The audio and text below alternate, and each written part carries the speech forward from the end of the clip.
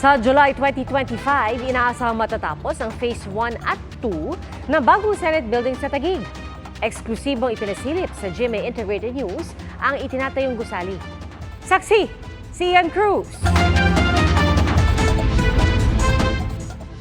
Apat na tore na may 11 palapag kada isa, nakatayo sa mahigit 18,000 square meter na lupain, katumbas ng lawak na mahigit 40 basketball court.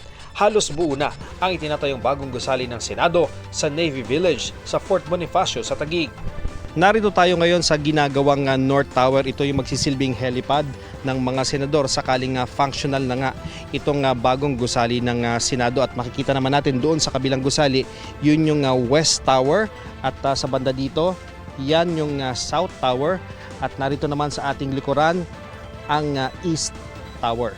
Mula sa ere, makikita ang garden deck kung saan magkakarugtong ang apat na towers. Ito ring floor na ito yung nag-i-interconnect sa lahat ng mga towers at makikita naman natin dito yung 9th to 11th floors ng mga towers at dyan daw mag-oopisina ang ating mga senador. Sa gitna ng garden deck, may tempered glasses na magsisilbing skylight. Nasa ilalim nito ang magiging plenaryo ng Senado na nasa 3rd to 7th floor sa ilalim ng garden deck. Ipinakita rin sa amin ang posibleng maging tanggapan ng mga senador na sa ngayon wala pang partisyon. Nadaanan din namin ang palapag na posibleng maging opisina ng mga empleyado. Inaayos pa ang auditorium sa ground floor. Nasa 3 palapag na basement ang parking space para sa tinatayang 1,200 na sasakyan.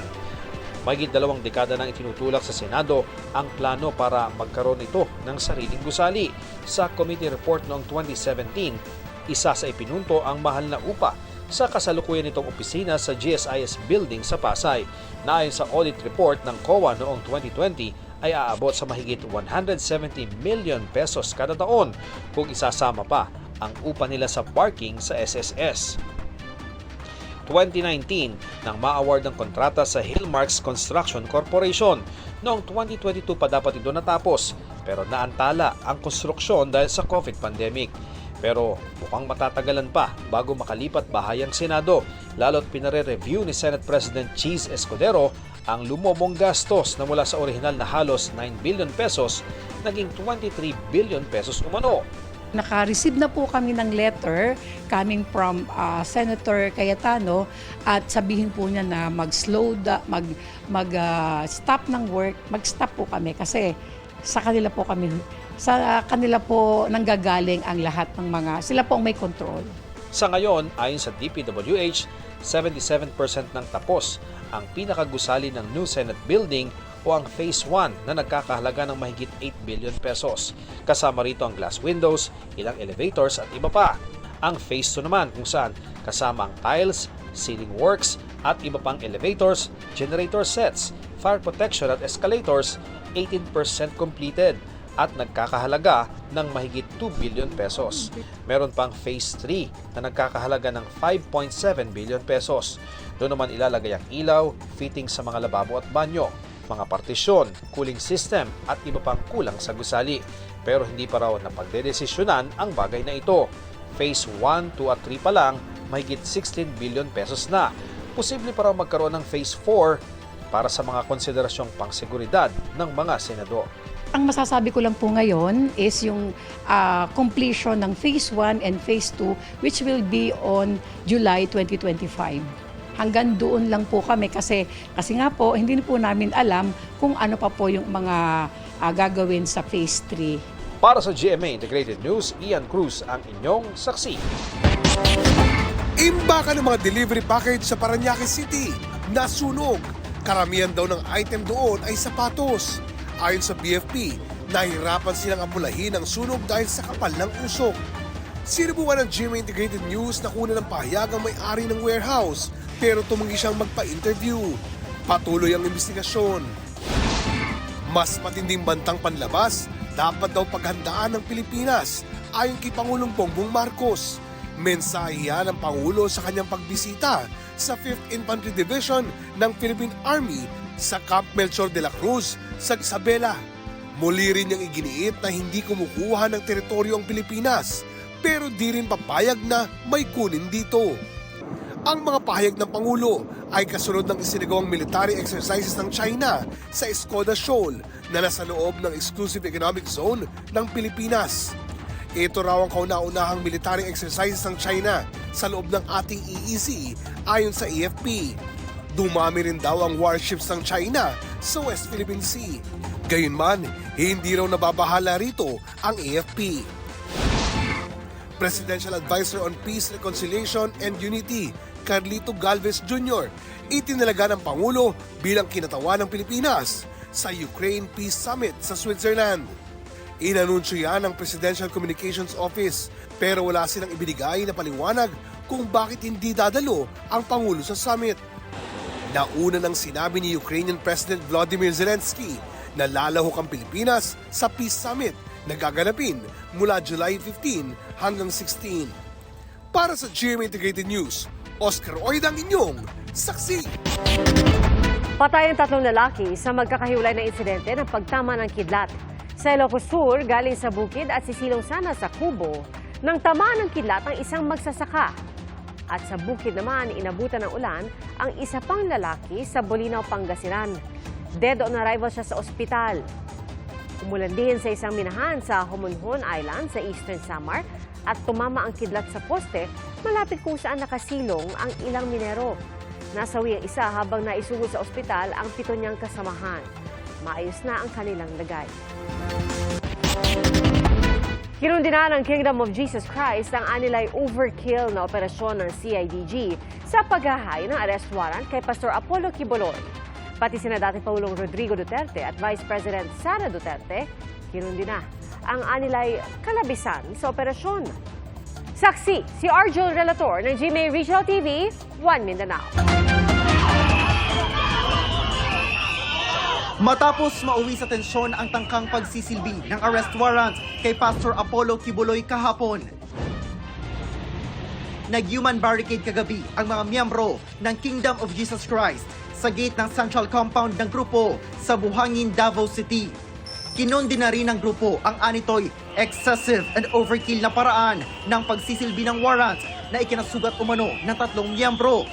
Siyam na iba naman ang pinusasan dahil sa pagdadala ng mga bolo sa police operation sa Glory Mountain sa Barangay Tamayong, Davao City. Naghahanda na ng reklamo ang grupo laban sa mga pulis. Questionable rin anito ang pagsisilbi ng warrants of arrest dahil na-file na umano ng CIDG ang returns of warrant of arrest noong May 14 sa RTC Branch 159 sa Pasig City.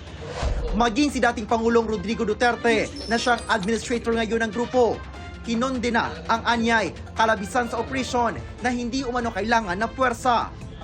Nanawagan din si Vice President Sara Duterte ng anyay makataong pagpapairal ng batas. Tinawag niyang magulo ang pagpapatupad ng arrest warrants laban kay Quiboloy na sanhian niya ng questionableng pagpapakita ng labis na puwersa.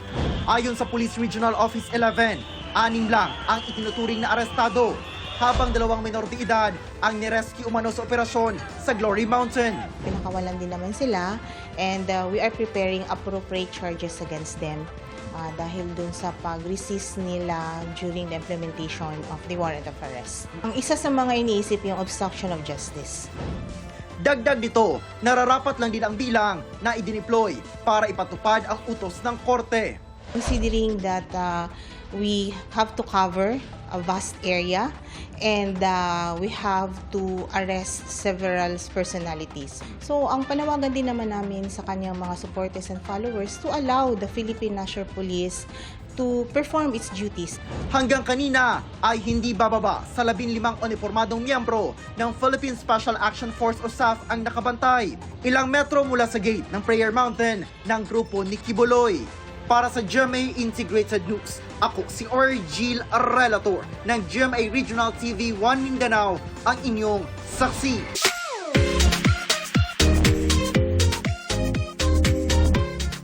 Isang isla sa Catanduanes ang hindi lang dinarayo dahil sa taglay nitong ganda, kundi maging dahil sa milagrong hatid din daw nito para sa mga gusto magkaanak. Makibiyahing saksi kay Jessica Kalinog ng GMA Regional TV, Balitang Bicolandia.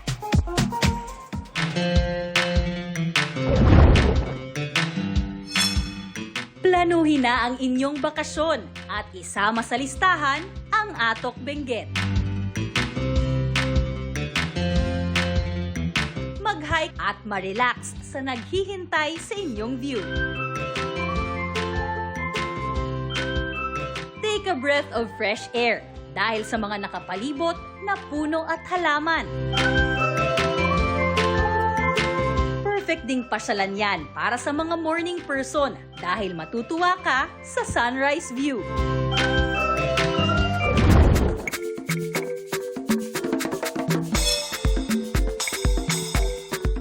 Bumiyahe naman tayo pa Bagamanok, Catanduanes para sa tinatawag nilang Fertility Islet. Hindi nga raw ito ordinaryong isla na dinarayo ng mga turista. Pinaniniwalaan din ng ilan na may milagrong naghihintay para sa mga mag-asawang nahihirapan magkaanak. Kailangan lang daw mag-alay ng itlog sa lugar. Dahil dinarayo ang isla, mahigpit ang pagbabantay rito ng mga otoridad. Sa Bagong Bayan, Sultan Kudarat, tiyak na mapapawaw sa magandang tanawin na yan mula sa bundok. Samahan pa ng malamig at preskong hangin. At para kumpleto ang inyong pamamasyal, subukan din ang kanilang cable car experience. Pati na ang ATV rides. No worries kung nagkikrave sa dessert dahil craving satisfied sa kanilang make-your-own halo-halo. Para sa GMA Integrated News, ako si Jessica Kalinog ng GMA Regional TV Balitang Bicolandia, ang inyong saksi.